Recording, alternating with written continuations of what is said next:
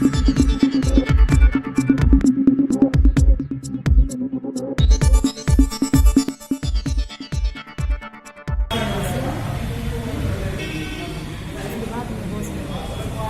लोग का गाँव के हैं, वो हम लोग रहते नहीं। उसी गांव के हैं लोग? हाँ, गाँव के हैं।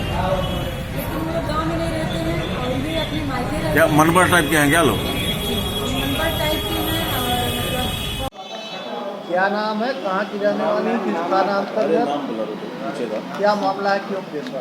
जी, मेरा नाम पारुल मिश्रा है।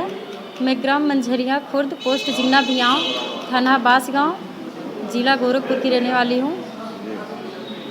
मैं शाम को 7 बजे अपनी देवरानी के साथ शौच के लिए जा रही थी गांव से बाहर। तभी रास्ते में एक गाड़ी रुकी। रात करीब 7 बज रहा था, अंधेरा काफ़ी था। गाड़ी के पास मैं खेत में थी, मेरी जो देवरानी है वो सड़क पे थी। गाड़ी के पास जब काफ़ी अंधेरा था, पता नहीं चला किसकी गाड़ी है। मैं वहाँ गई तो देखी कि एक आवाज़ आ रही है, तो वो मेरी देवरानी की आवाज़ थी। जब मैं गाड़ी के पास गई तो किसी आदमी ने मेरी देवरानी को ज़बरदस्ती गाड़ी के अंदर खींच रखा था और मतलब गंदे तरीके से उसे अपने बस मतलब अंदर खींच कर उसे पकड़ के जकड़ लिया था अपने अंदर। ये चिल्ला रही थी।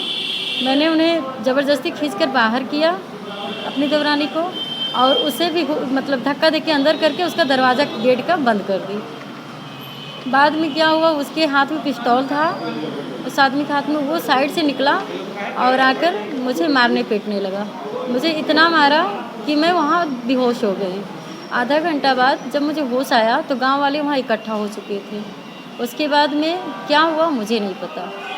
इसकी शिकायत आपने कहीं की? जी, मैं थाने पे शिकायत की थी, बांसगांव थाने पे, और एम्बुलेंस के लिए वहाँ कोई सुविधा नहीं थी हमारे यहाँ गाड़ी की।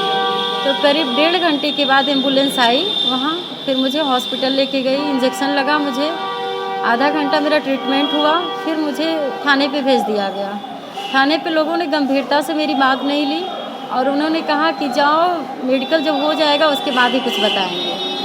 फिर मैं घर गई, दूसरे दिन मैं फिर हॉस्पिटल गई, हॉस्पिटल से फिर थाने गई, सारी बात अपनी रखी, लोगों ने गंभीरता से नहीं ली। शाम 5-6 बजे के करीब जब ये रोती हुई गई तब लोगों ने हमारा FIR लिखा और हमें मेडिकल के लिए सदर, गोरखपुर सदर में भेज दिया, जहां आज हमारा मेडिकल हुआ है। रिपोर्ट अभी नहीं आया। कौन लोग थे, कुछ आइडिया है आपको? मुझे बाद में पता चला कि वो गांव के लोग हैं। जब ये घटना घटी तो मुझे नहीं पता था कि वो कौन लोग हैं, कहाँ से आए हैं, लेकिन अभी मुझे पता चला कि वो गाँव के लोग हैं। और क्योंकि इनके जो पति थे, इनकी क्या नाम है गांव के लोग का, क्या नाम है?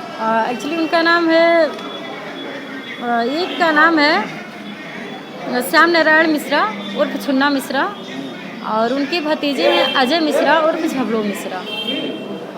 इन लोगों को पहले से आप नहीं जानती थी? जी नहीं, झबलू गांव में आते जाते थे, लेकिन हमारा कोई मतलब विवाद नहीं था। कोई भी काम होता था लोग आते थे, जुड़ते थे, कोई विवाद नहीं था उनसे। लेकिन छुन्ना मिश्रा को हम कभी देखे नहीं थे और ना ही उन्हें जानते थे। नाम सुने थे लोगों से, लेकिन ये नहीं पता था कि इस गांव के हैं और यहाँ उनका आना जाना है। अब आप क्या चाहते हैं? सर, हम चाहते हैं कि इस जो भी हमारे साथ दुर्घटना घटी है, हमारे साथ जो भी दुर्व्यवहार हुआ है, उसकी जांच कराई जाए, हमारी मदद की जाए, कैसे भी करके हमारी मदद की जाए। हमको बहुत मारा है, लात घूसे से मारा है, और उसी बीच में मैं 2 महीने की प्रेग्नेंट थी, मेरी प्रेगनेंसी भी मिसकैरेज हो गई है। हालांकि रिपोर्ट अभी नहीं आया है और मैं काफ़ी परेशान हूँ। मैं न्यायालय से न्याय चाहती हूँ, हाथ जोड़कर विनती करती हूँ। कैसे जान रही कि आपका जो है प्रेगनेंसी मिसकैरेज हो गया? दरअसल मुझे उसी दिन ब्लीडिंग स्टार्ट हो गया, करीब 10 बजे रात में ब्लीडिंग स्टार्ट हुआ। मैं हॉस्पिटल में थी, मैंने बताया हॉस्पिटल को कि मुझे दिक्कत हो रही है, लेकिन लोगों ने कहा कि इंजेक्शन लगा दिए, नॉर्मल हो जाएगा। उसके बाद में रात 10 बजे मेरा मिसकैरेज हुआ। फिर 3 दिन मैं ब्लीडिंग से परेशान थी। आज तक मैं केवल पैरासीटामॉल, ओलोफ्लोक्सोसिन जैसी दवाइयाँ खाकर काम चला रही हूँ। जब ये घटना घटी तो आपके घर के अन्य सदस्य कहाँ थे? जी, मेरे गांव में एक लोग एक्सपायर हो गए थे, तिवारी जी थे। हाँ। मेरे गांव में कुल 10 से 15 लोग थे, सब लोग वहाँ गए थे, शमशान गए थे। हाँ। उनके अंतिम संस्कार के लिए। मेरे गांव पे प्रेजेंट टाइम पे कोई भी पुरुष नहीं था, केवल मेरे घर का नहीं, कहीं का कोई पुरुष नहीं था। जब ये घटना हुई, वहाँ आधा घंटे बाद जब मुझे होश आया तो वहाँ केवल 2-4 औरतें गांव की और कुछ बच्चे थे। 1 घंटे बाद गांव के कुछ लोग आए तो मुझे हॉस्पिटल ले जाने के लिए एम्बुलेंस के लिए फ़ोन किए।